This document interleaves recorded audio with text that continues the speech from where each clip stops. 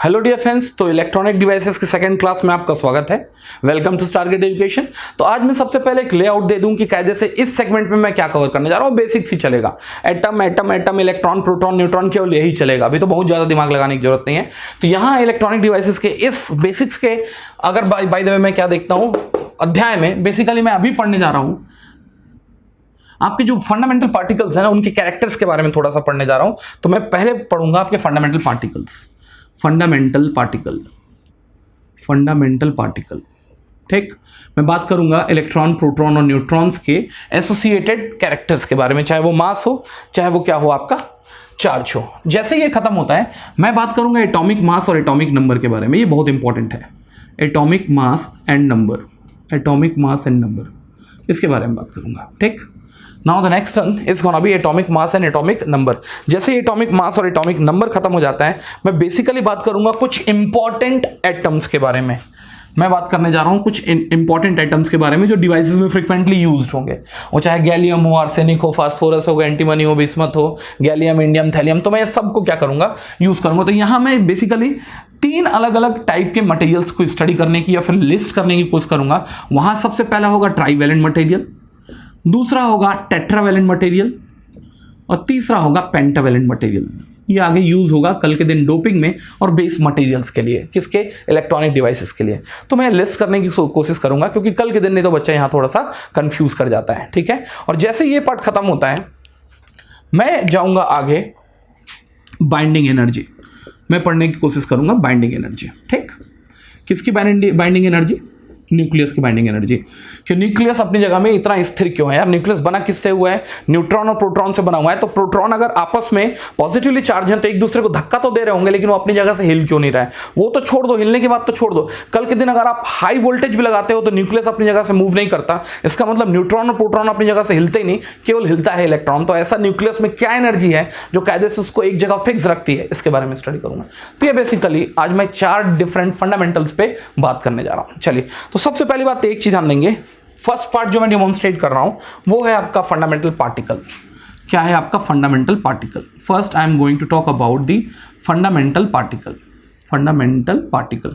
तो यार एक चीज ध्यान देना, फंडामेंटल पार्टिकल का बेसिक मतलब क्या हुआ? वो पार्टिकल जिसको और भी सेकंड पार्ट में ना तोड़ा जाए। यार पहले होता ये था, आज से 300 600 से 700 साल पहले, जब कोई बंदा है कोई मटेरियल को तोड़ता गया, सबसे छोटा पार्टिकल लेके आया, बोले भाई ये फंडामेंटल पार्टिकल, इससे ज्यादा नहीं टूट सकता, उसको भी तोड़ दिया गया। पता चल रहा है और कोई एक सिस्टम से लेके उसको भी क्रश किया, इतना महीन क्रश किया कि वो भी टूट गया।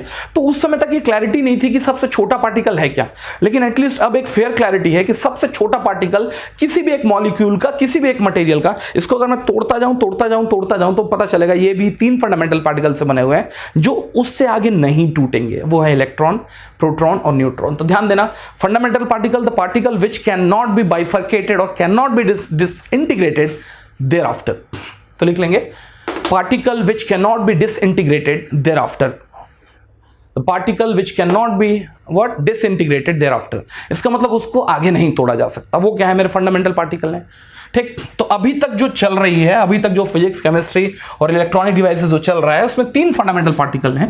पहला है, ध्यान देना, इलेक्ट्रॉन, दूसरा है आपका प्रोटॉन और तीसरा है आपका न्यूट्रॉन, ठीक। आपको अगर स्पेलिंग लिखनी होगी तो लिख सकते हैं, ये सबको ध्यान होना चाहिए। E is nothing but electron,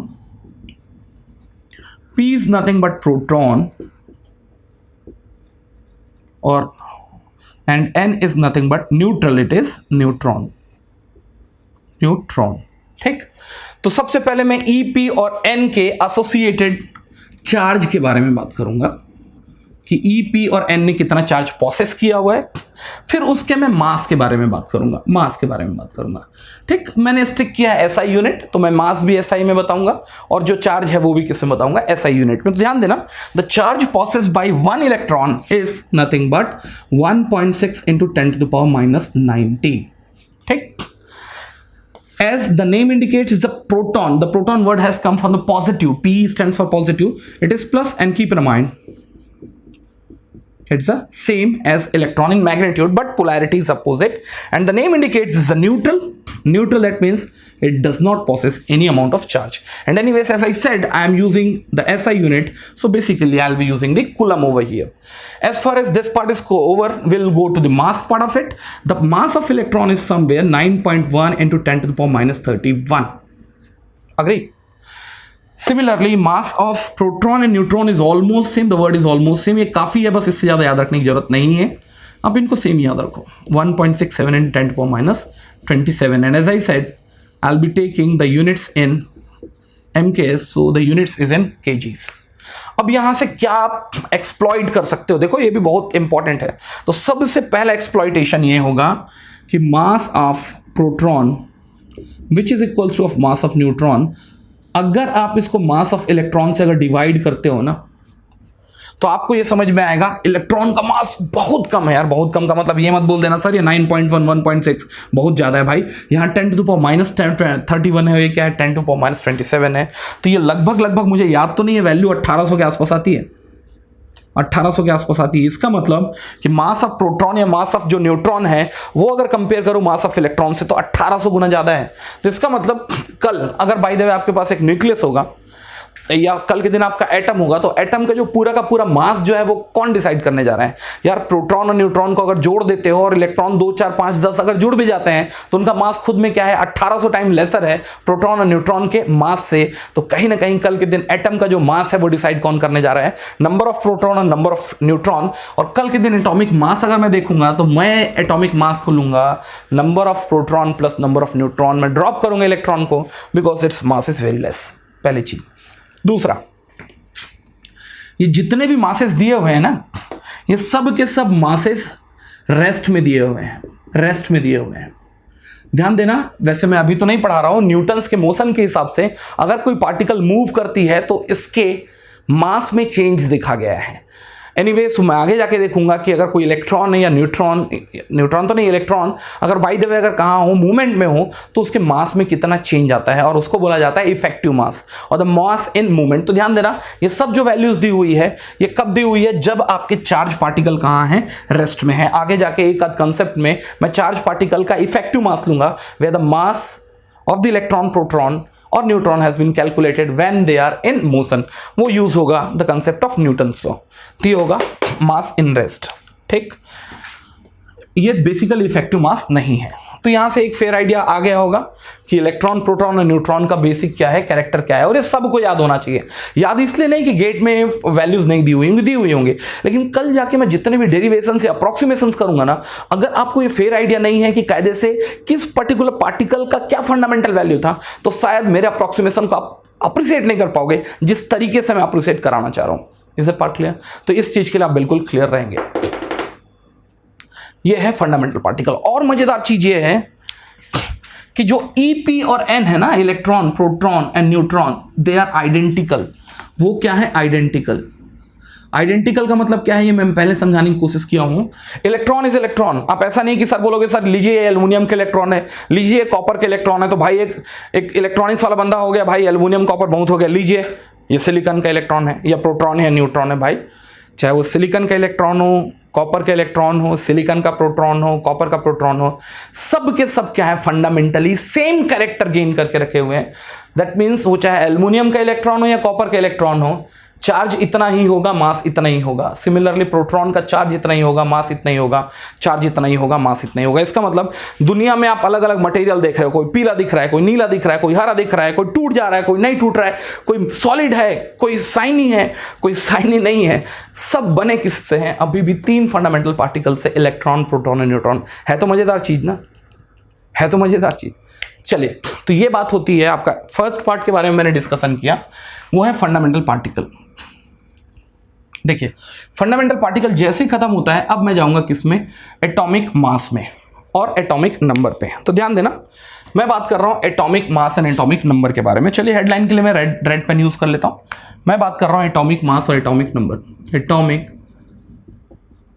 number या एटॉमिक नंबर को मैं रिफर करूंगा Z से. एटॉमिक नंबर जो होता है ना, ध्यान देना, वो होता है नंबर ऑफ प्रोटॉन.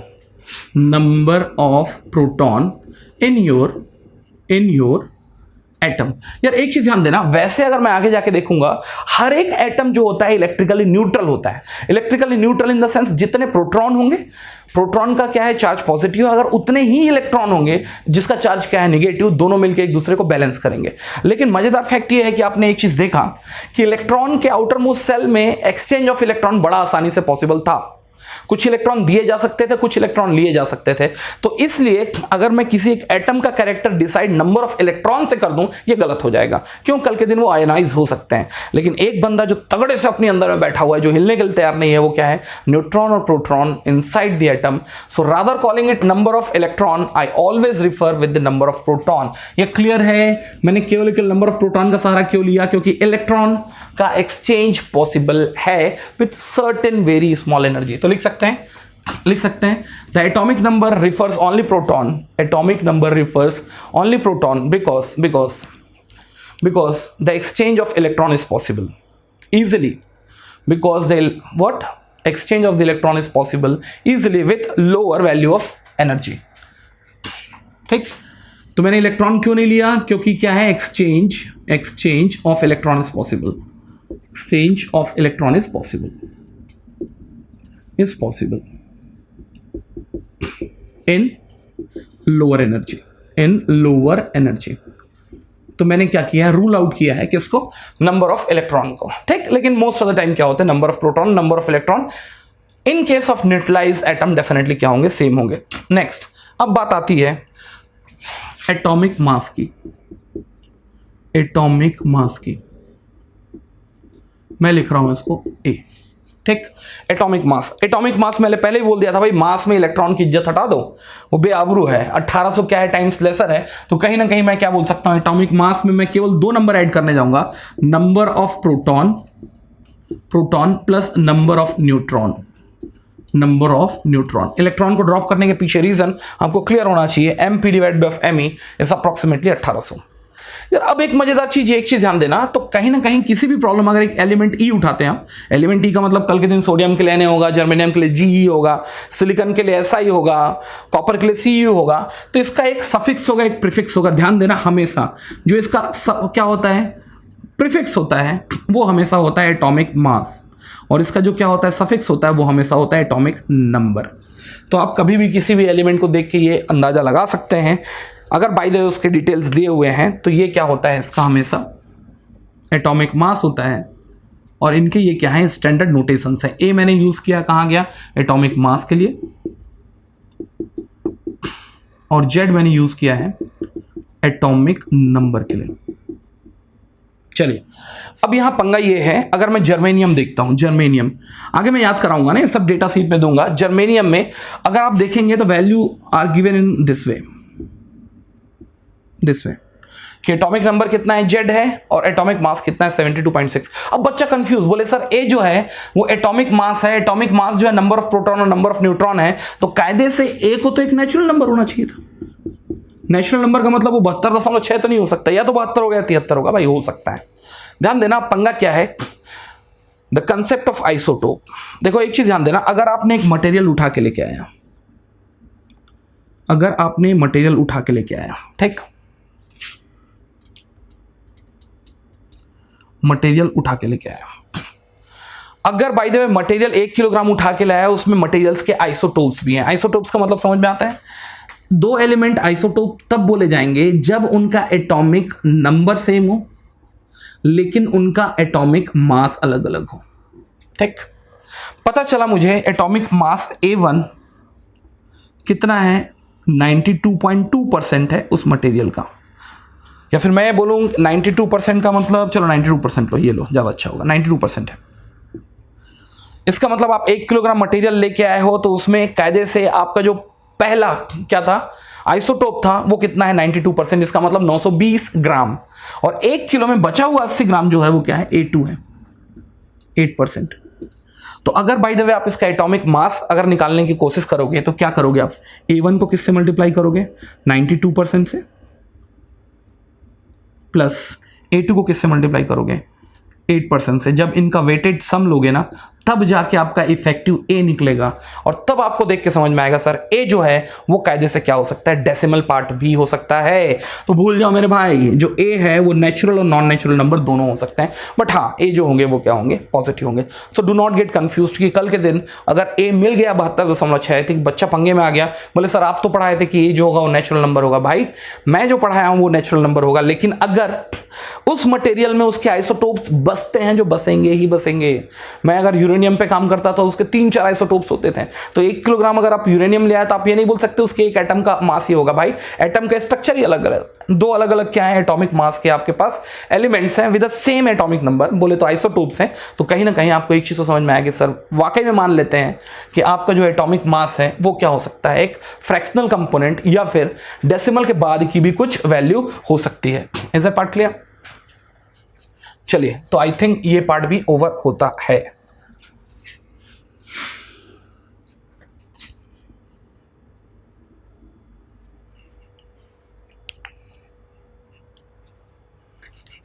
ठीक है, चलिए अब इसी सीक्वेंस में अपन एक स्टेप और आगे बढ़ लेते हैं। देखो आगे क्या बढ़ लेते हैं, अब मैं बात करने जा रहा हूं जो आपके लिए इंपॉर्टेंट मटेरियल्स है ना उसके बारे में, इंपॉर्टेंट मटेरियल्स यूज्ड, और मेरे हिसाब से ये याद करके बैठ जाओ मटेरियल्स, ये बिल्कुल बाय हार्ट करके बैठ जाओ, ध्यान देना। तो आप पूरे के पूरे सेमीकंडक्टर डिवाइसेस या इलेक्ट्रॉनिक डिवाइसेस में बेसिकली 3 मटेरियल्स पे फोकस करेंगे, ट्राइवेलेंट, टेट्रावेलेंट, पेंटावेलेंट। मैं क्या बोला मैंने अभी, ट्राइवेलेंट, उसके बाद टेट्रावेलेंट, उसके बाद पेंटावेलेंट। यार मैंने पहले ही देखा था कि जो आपका टेट्रावेलेंट है वो क्या करेगा, एक क्या करेगा, कोवेलेंट बॉन्ड बनाएगा, लेकिन कोवेलेंट बॉन्ड को या फिर कल के दिन ये इंट्रिंसिक सेमीकंडक्टर बनाएगा। इंट्रिंसिक सेमीकंडक्टर में अगर आपको इंप्यूरिटी ऐड करनी है तो या तो आप ट्राइवेलेंट ऐड करोगे, तो उससे होगा क्या, 4 इलेक्ट्रॉन को 3 इलेक्ट्रॉन मिलेंगे, एक होल क्रिएट होगा। होल क्रिएट होगा तो कल के दिन ये पी टाइप मटेरियल बनाएगा, मैं आगे जाके पी टाइप मटेरियल पढ़ूंगा। या फिर सिलिकॉन्स के जो जत्थे रखे हुए हैं सब इलेक्ट्रॉन से फंसे हुए हैं, अगर बाय द वे बीच बीच में आपने एटम क्या किया, माउंट कर दिया, जिसको मैं डोपिंग बोलूंगा, जिसमें number of electron outermost shell में कितने हो, 5 हो, 4 और 4 इलेक्ट्रॉन्स आपस में जुड़ जाएंगे, लेकिन जो 5वां इलेक्ट्रॉन है उसकी टेंडेंसी होगी फ्री होने की, तो कहीं ना कहीं वो क्या बनाएगा, एक एन टाइप ऑफ मटेरियल बनाएगा जहां मेजॉरिटी चार्ज जो होंगे वो क्या होंगे, इलेक्ट्रॉन। तो मैं फोकस कर रहा हूं केवल ट्राई, टेट्रा, पेंटा। ट्राई का मतलब जिसके आउटर मोस्ट सेल में 3 इलेक्ट्रॉन हो, या फिर मैं बोलूं इसके वैलेंस सेल में नंबर ऑफ इलेक्ट्रॉन कितने हो, 3 हो। वैलेंस सेल में नंबर ऑफ इलेक्ट्रॉन कितने हो, 3 हो, यहां कितने हो, 4 हो, यहां कितने हो, 5 हो। गिनती में देखा जा सकता है। चलो 2n² से पहले सेल में कितने नंबर ऑफ इलेक्ट्रॉन आएंगे, 2। आउटर मोस्ट सेल में 8 आ सकते हैं, लेकिन 3 में कन्फाइन कर लो, इसका मतलब 2 + 3 5, hydrogen, helium, lithium, beryllium, boron. तो इसका मतलब पहला जो ट्राइवेलेंट मटेरियल दिखने जा रहा है वो क्या दिखने जा रहा है, बोरॉन। ठीक। सिमिलरली अगर आप पेंटा के लिए देखते हैं, पेंटा के लिए इसका मतलब अंदर में 2 हो, बाहर 5 हो, 7 hydrogen, helium, lithium, beryllium, boron, carbon, nitrogen क्या होगा, नाइट्रोजन। तो बोरान में देख के समझ में आ रहा है कि इसके एटॉमिक नंबर अगर क्या है, 5 है, तो ये बोरान और नाइट्रोजन। ठीक। तो अगर बाय द वे आप इसको पूरे के पूरे को मेरे हिसाब से ध्यान रखो, फास्फोरस, आर्सेनिक, एंटीमोनी, बिस्मथ, और यहां आएगा boron, aluminium, gallium, indium, thallium, और जो most important intrinsic form of the semiconductor है जिसके आउटर मोस्ट सेल में 4 इलेक्ट्रॉन है, पहला होगा सिलिकॉन और दूसरा होगा जर्मेनियम। और सिलिकॉन और जर्मेनियम का एटॉमिक नंबर तो बिल्कुल याद रखो, ये होगा 14 और ये होगा 32। एटॉमिक मास होता है 28.1 और ये होता है 72.6। बाकी का याद रखने की जरूरत नहीं, लेकिन बाकी ये जरूर होना चाहिए आपको याद कि वो ट्राइवेलेंट है कि पेंटावेलेंट है, क्योंकि आगे के न्यूमेरिकल में कभी कभी आपको ये नहीं दिया गया है कि इंप्यूरिटी जो है वो डोनार टाइप की इंप्यूरिटी है, एक्सेप्टर टाइप की इंप्यूरिटी है। आपको ये बोल दिया गया कि सिलिकॉन में बाय द वे आपने आर्सेनिक मिला लिया, तो आपको एक आइडिया होना चाहिए आर्सेनिक जो है वो पेंटावेलेंट है, और पेंटावेलेंट होगा तो कल के दिन ये क्या बनाएगा, एन टाइप ऑफ मटेरियल बनाएगा। ये सब के सब बाई हार्ट करके रखना। ट्राइवेलेंट कहां से स्टार्ट होगा, boron, aluminium, gallium, indium, thallium. Pentavalent कहां से स्टार्ट होगा, जिसके आउटर मोस्ट सेल में कितने इलेक्ट्रॉन होंगे, आप चाहो तो निकाल भी सकते हो, इसमें आउटर मोस्ट सेल में कितने इलेक्ट्रॉन होंगे, 2 और 3 5, देख सकते हो इसका एटॉमिक नंबर कितना है, 5। एल्युमिनियम का कितना होगा, ध्यान देना, एल्युमिनियम कितना होगा, थोड़ा सोच के बोलना, 2 और 8 10 कंप्लीट हो गया। आउटर मोस्ट सेल में कितने इलेक्ट्रॉन होने चाहिए, 3, तो 2 8 और 3 देख लेना आप, एटॉमिक नंबर इसका 13 ही है। सिमिलरली सोडियम, सोडियम के लिए क्या होना चाहिए, आउटर मोस्ट सेल में 5 इलेक्ट्रॉन, टू बी पेंटावेलेंट तो अंदर में 2 और बाहर में 5, तो आप देख लेंगे सोडियम जो होगा, सॉरी नाइट्रोजन जो होगा वो 7 होगा। उसके बाद होगा 2, 8, 10 हो गया, बाहर में फिर से 5 चीज बोले तो एटॉमिक नंबर 15। आप फास्फोरस देख लेना, इसका एटॉमिक नंबर कितना है, 15 है। मैं ये बोल रहा हूँ कि ज़्यादा याद करने की जरूरत नहीं, किसी का एटॉमिक मास याद मत रखो, बस ये क्लियर रखो ये कहाँ स्टैक होगा, ट्राईवेलेंट में, कौन सा पेंटावेलेंट में और कौन सा टेट्रावेलेंट में, और ये इंपॉर्टेंट है आपके गेट के पॉइंट ऑफ व्यू से, ये याद रखो बिल्कुल, ठीक है। ये बिल्कुल क्या करेंगे आप याद करके रखेंगे। चलिए, तो यहां मैं एक चीज और देखने की कोशिश करूंगा, ईच, बहुत इंपॉर्टेंट फैक्ट है, ईच एटम इज न्यूट्रल,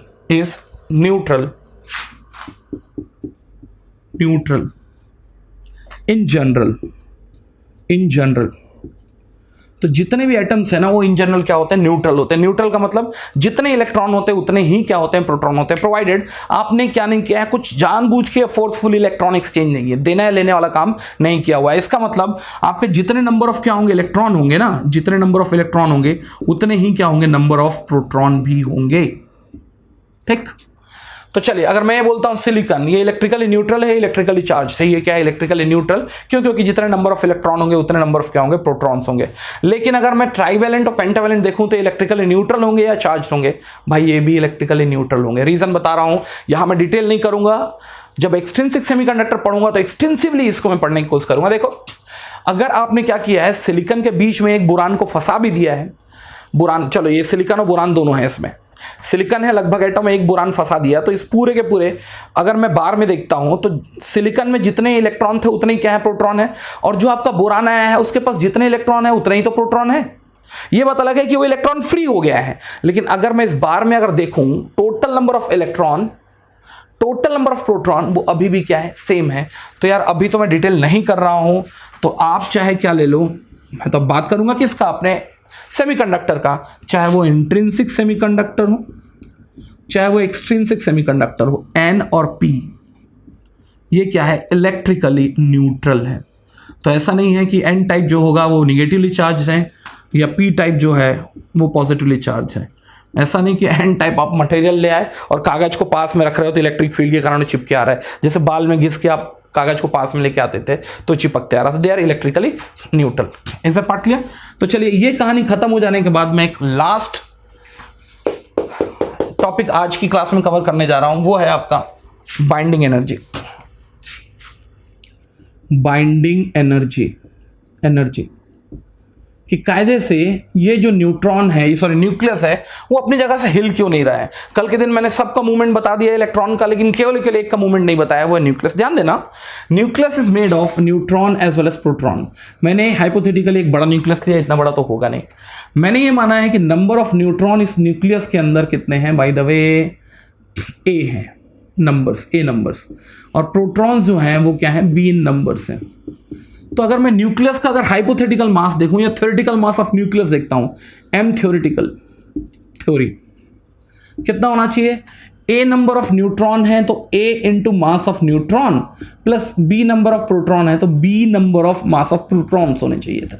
लेकिन प्रैक्टिकली ये देखा गया है प्रैक्टिकली कि ये जो मास है ना किसका, न्यूक्लियस का, which is lesser then mass of theory जो आप एक्सपेक्ट कर रहे थे। तो भाई अगर मैंने 2 किलोग्राम के अगर 2 क्या ऑब्जेक्ट डाले किसी बाल्टी के अंदर और 1 किलोग्राम के अगर एक ऑब्जेक्ट डाले तो मास कितना होना चाहिए, 2 × 2 दैट इज 4 + 1 5। लेकिन जो एक्चुअल मास है ना आपका प्रैक्टिकल मास वो कम देखा गया है। तो अब यहां पंगा आया कि वो मास गया कहां। तो इसको कायदे से सबसे पहले अपने आइंस्टाइन भाई ने क्या किया था, रिलेट किया था कि जो मास गया ना वो मास एनर्जी बन के चला गया, मास एनर्जी बन के चला गया, और वो भी c² से मल्टीप्लाई होके चला गया। और जो एनर्जी था ना वो बाइंडिंग एनर्जी था। किस टाइप की एनर्जी थी ये, बाइंडिंग एनर्जी, बाइंडिंग एनर्जी। और C तो वैसे ही तगड़ा है 3 × 10⁸। अगर थोड़ा सा भी मास का डिफेक्ट आएगा ना, और इसको बोला जाता है मास डिफेक्ट, मास डिफेक्ट। तो ये इतनी तगड़ी बाइंडिंग एनर्जी है कि प्रोटॉन अपने आप को क्या होगा, कूलम फोर्स के कारण एक दूसरे को क्या कर रहे होंगे, यार अगर प्रोटॉन न्यूट्रॉन ऐसा रखे हुए हैं ये, तो ये चिपके किस खुशी में भाई? न्यूट्रॉन तो समझ में आता है कि सर ये न्यूट्रल है, कोई फोर्स नहीं होगा। फोर्स कौन सा? Coulomb force. दो चार्ज आपस में कूलम फोर्स एक्सपीरियंस करते हैं। लेकिन ये चिपके क्यों हैं भाई? यहां तो एक पहली बात तो एक रिपल्सन फोर्स लगा हुआ है, किस खुशी में? Coulomb force. लेकिन भाई आइंस्टाइन का एक फोर्स लगा हुआ है ना, जो वो इतना तगड़ा है बाइंडिंग फोर्स कि कायदे से ये अपनी जगह से हिलने भी नहीं देगा। और वो तो छोड़ो, कल के दिन पूरे के पूरे इलेक्ट्रॉनिक्स और इलेक्ट्रिकल इंजीनियरिंग में कुछ मूव हो ना हो, आपका न्यूक्लियस अपनी जगह में खड़ा रहेगा। आप ये मत बोलना कि सर क्या पॉजिटिव चार्ज का मतलब क्या है, तो होल की जगह में कोई बोल रहा है सर प्रोटॉन है। नहीं, प्रोटॉन अपनी जगह से नहीं खिसकेगा बिकॉज ऑफ बाइंडिंग एनर्जी। और ये पूरा का पूरा जो कंसेप्ट है बाइंडिंग एनर्जी का, उसको दिया था आइंस्टाइन भाई ने, तो इसको बोला जाता है आइंस्टाइन थ्योरी। तो लिखेंगे note the nucleus are binded heavily using what? Mass defect. Hence they will not move from its place in lower kinetic energy, और in lower energy लिखो, kinetic energy जानने की जरूरत नहीं है। लेकिन ऐसा नहीं है कि नहीं टूटते, मेरे न्यूक्लियर पावर प्लांट में यही टूटते थे और इससे एनर्जी निकलती थी, बट इलेक्ट्रिकल इलेक्ट्रॉनिक्स इंजीनियरिंग में कहीं नहीं टूटेंगे। तब बस इसको ठंडे बस्ते में डालो कि कल के दिन जो मूव होगा केवल इलेक्ट्रॉन होगा, निगेटिव चार्ज भी इलेक्ट्रॉन, और अगर पॉजिटिव चार्ज अगर कुछ आ गया तो वो भी क्या होगा? इलेक्ट्रॉन होगा। तो मेरे हिसाब से एक फेयर आइडिया आ गया होगा regarding the fundamental particle, regarding the atomic mass, similarly trivalent, tetravalent, pentavalent material और बाइंडिंग एनर्जी। इसके बाद मैं फिर से क्या करूंगा, बेसिक सा टॉपिक कवर करूंगा इसके जस्ट बाद की वीडियो में। चलिए मिलते हैं नेक्स्ट वीडियो में। Thank you very much.